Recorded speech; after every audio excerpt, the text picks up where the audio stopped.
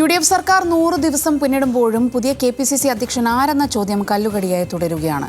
Group വടംവലിയിൽ തട്ടി അധ്യക്ഷ പ്രഖ്യാപനം വൈകുന്തോറും പാർട്ടിയും സർക്കാരും തമ്മിലുള്ള ആശയവിനിമയത്തിന്റെ വിള്ളൽ വലുതാകുന്നുവെന്നതാണ് വിലയിരുത്തൽ. ബോർഡ് കോർപ്പറേഷൻ വിഭജനം തുടങ്ങാത്തതും ക്യാബിനറ്റ് പദവികൾ തീരുമാനിക്കാത്തതും ഭരണത്തെ സാരമായി ബാധിച്ചിട്ടുണ്ട്. കോൺഗ്രസ് ഒരു ജനാധിപത്യ പാർട്ടിയല്ലേ, ശക്തമായ ജനാധിപത്യ പാർട്ടിയാണ്. അതിനാവശ്യമായ ചർച്ചകളും അതിൻ്റെ ആശയവിനിമയങ്ങളൊക്കെ ഉണ്ടാവും. അതൊക്കെ അതിനൊന്നും അങ്ങനെ ഒരു പ്രത്യേക നിബന്ധനയൊന്നും കോൺഗ്രസിൻ്റെ ഭരണഘടനയിലില്ല, ഇതുവരെയുള്ള പ്രവർത്തന ശൈലിയിലില്ല. ചിലരൊക്കെ ഒന്നിലേറെ ചുമതലകൾ ഭംഗിയായിട്ട് നിർവഹിച്ച് മുന്നോട്ട് പോകും. പുതിയ KPCC അധ്യക്ഷനാരെന്ന ചോദ്യത്തിന് കഴിഞ്ഞ 100 ദിവസമായി കോൺഗ്രസ് നേതാക്കൾ പറയുന്ന ഒരേയൊരു ഉത്തരം ഇതാണ്: അധ്യക്ഷ പ്രഖ്യാപനം ഉടൻ ഉണ്ടാകുമെന്ന മറുപടി. മുഴുവൻ സമയ അധ്യക്ഷനില്ലാത്തത് സർക്കാരും പാർട്ടിയും തമ്മിലുള്ള ബന്ധത്തെ ബാധിച്ചെന്ന വിമർശനം പല കുറി ഉയർന്നിട്ടും മാറ്റമില്ല.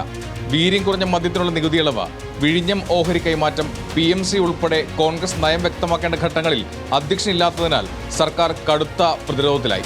പല വിഷയങ്ങളിലും തീരുമാനങ്ങളിൽ നിന്ന് സർക്കാർ പിന്നോട്ട് പോയപ്പോഴും U-turn സർക്കാർ എന്ന പ്രതിപക്ഷം വിമർശിച്ചപ്പോഴും പ്രതിരോധിക്കാൻ പാർട്ടിക്ക് നാഥനില്ലാത്ത സ്ഥിതി.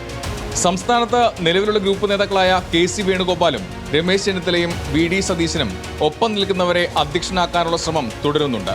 ഡൽഹിയിൽ തിരക്കിട്ട ചർച്ചകൾ നടന്നിട്ടും അന്തിമ തീരുമാനമായിരുന്നില്ല. എന്നാൽ അധ്യക്ഷന്റെ അഭാവം ഭരണത്തെ ബാധിച്ചിട്ടില്ലെന്നാണ് നേതാക്കൾ പറയുന്നത്. അതോ ഇല്ലാത്തതുകൊണ്ട് വലിയ കുഴപ്പമൊന്നും ഇവിടെ ഇല്ലല്ലോ, കാര്യങ്ങളൊക്കെ ഭംഗിയായിട്ട് പോകുന്നില്ലേ, പിന്നെന്താ കുഴപ്പം? എന്താ ബോർഡ് കോർപ്പറേഷൻ വിഭജനം തുടങ്ങാത്തതാണ് സർക്കാരിന്റെ അടുത്ത വെല്ലുവിളി. ഘടകകക്ഷികളുടെ സമ്മർദ്ദത്തിന് വഴങ്ങി മാസങ്ങൾക്കൊടുവിൽ UDF യോഗം ചേർന്നെങ്കിലും വേഗത്തിൽ തീരുമാനമെന്ന് പറഞ്ഞു പിരിഞ്ഞതല്ലാതെ ഫലമുണ്ടായില്ല. ഭരണപരിഷ്കാര കമ്മീഷൻ അധ്യക്ഷ സ്ഥാനവും മുന്നോക്ക വികസന കോർപ്പറേഷൻ അധ്യക്ഷ സ്ഥാനവുമാണ് മറ്റൊന്ന്. ക്യാബിനറ്റ് പദവിക്കായി മുസ്ലിം ലീഗും കേരള കോൺഗ്രസ് ജോസഫ് വിഭാഗവും രംഗത്തുണ്ടെങ്കിലും പ്രഖ്യാപനമുണ്ടായില്ല.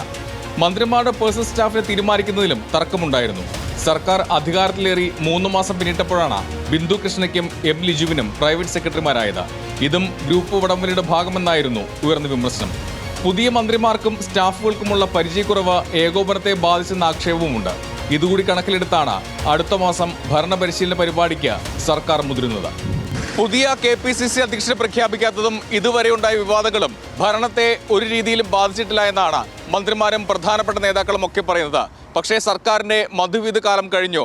ഇനി അങ്ങോട്ട് ഈ വാദം കൊണ്ട് മുന്നോട്ട് പോകാൻ കഴിയുമോ എന്നാണ് ഉയരുന്ന ചോദ്യം.